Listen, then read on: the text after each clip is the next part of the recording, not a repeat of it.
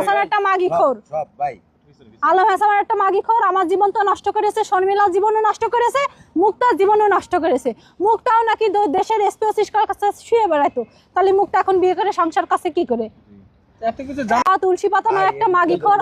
আপনি কেন আসলেন আমার প্রশ্ন এইটাই। আমি শুধু জানতাম যে ওর বিয়ে হয়েছিল, বউ চলে গিয়েছে, কিন্তু ও নামাজ কালাম পড়তে নেশা করে না, এই কারণে আমি ওর কাছে আসছিলাম। কিন্তু আমি জানি না যে ওই বউ এইভাবে মারধর করে বাচ্চা কাছে নিতে দেয় না, এটা আমি জানতাম না। বিয়ের আগেই বলছিল বিয়ের পরে আমরা 1 মাসে বাচ্চা কাছে নিয়ে নেব। এখনো আমি প্রেগনেন্ট কিনা আমি জানি না, আমি তো ওষুধ খাইনি। হিরো আলম পারে না দেখে বলে চলে যায়, আসলে আপনি তো তার বর্তমান ওয়াইফ, আসলে এরকম কোনো সমস্যা আছে কিনা আলম হাসানের? কি আলম হাসানের শারীরিক কোনো সমস্যা নেই, লুইসর গ্রেট, আবার শারীরিক সমস্যা কিসের হবে? দেশের জায়গায় সুতি পছন্দ করে আলম হাসান। মানে আলম হাসান সবকিছু পারফেক্ট থাকার পর তার বউ যাওয়ার কারণ কি? সবকিছু পারফেক্ট থাকার পরেও বউ যায় কিসের জন্য? ও আসলে লোভ লালসাই, ও কন্ট্রোভার্সি করতে চায়। কিন্তু একটা মেয়ে আসলে বিয়ের আগে যেমনই থাক না কেন, বিয়ের পরে চায় না যে তার ইজ্জতহানি হোক। ও চাই যে ওর প্রতিনিয়ত অন্য মানুষ কন্ট্রোভার্সি করুক, শাকিব খানের নিয়ে কথা বলার দরকার নেই, অন্য মানুষ কথা বলুক, এইটা চাই। ও চাই যে আরো ওর মিলিয়ন মিলিয়ন ভিউ হোক। আপনি আগের ভিডিও দেখেন আর আমার সাথে ভিডিওর পরে দেখেন যে ওর নিয়ে কত, মানে ওর ভিডিও কতটা ভাইরাল হয়েছে। আর আগের ভিডিওর সাথে এখনকার ভিডিও যোগ করে আপনারা দেখেন যে আমি কতটা গুলো সত্যি কথা বলছি আর কত আমি মিথ্যা কথা বলছি কিনা। আর আমি জানি এই ভিডিওতে কথা বলার পরে একটা কথাই বলবো, পতিতা বৃদ্ধি করে ও খানকি বেশি অন্য আমি কিভাবে সংসার করব। আমি তোরে বলি, আমি যদি খানকি বেশি হই তাহলে তুই বিজিবি চাকরি করতিস, তুই তো সরকারি একটা প্রশাসনের লোক, জেনে শুনে কিভাবে তুই আমার বিয়ে করলি?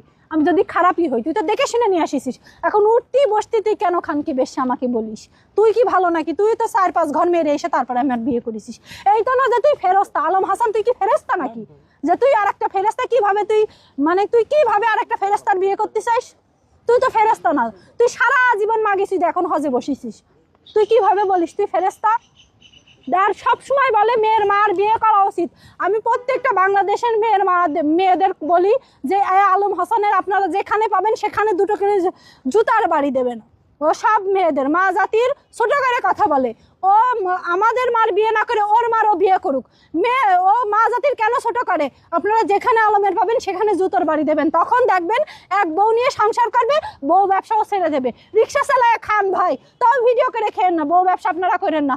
যারা ভিডিও করছেন আমি জানি তারা কেউ কখনো বউ হয়তো পাবলিকলি একটা ছবিও তুলতে দেন না। বাড়ি হয়তো কুটুম গেলে আপনারা কুটুমির এক ঘরে খাবার দেন, বউ আর এক ঘরে রাখেন, এরকম করেন। কিন্তু আলম তার বোর ফিগার, ব্যাক সাইড সবকিছু দেখাতে পছন্দ করে। এটা নিয়ে যখনই আমি কথা বলি তখনই সে আমার রাখবে না, এটাই হলো আমার অপরাধ, তাছাড়া কিছু না।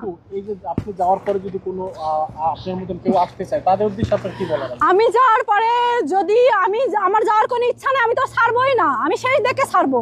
আর যদি কোনো মেয়ে ওর লাইফে আসে তার দোজক, সে একবারে ভাববে যে পরকালে দোজক নেই, এখানে দোজকের মুখটা দেখে যাওয়া লাগবে। কথা বলছে এখনো আমার পেটে ব্যথা করছে। আমার বিয়ের আগে এরকম কোনো পেটে ব্যথা ছিল না, আমার কোনো সমস্যা ছিল না। আমি ভয় পাই, আমার পিছনে মনে হয় কি যেন আছে। ওর মা আমার তাবিজ পড়াই দিয়েছে, ওর বাড়ি আসা মানে তার জীবন ধ্বংস হওয়া। তাহলে হোক 4-5 জায়গা বিয়ে, একটা মেয়ে যতই বিয়ে হোক সে একটা রিক্সালার বিয়ে করুক, তা ওর মতো ছোট লোকের বিয়ে না করুক, আলম হাসানের মতো বউ ব্যবসায়ীকে বিয়ে না করুক। আমি এই মেসেজ পুরো বিশ্বকে জানাই দিলাম।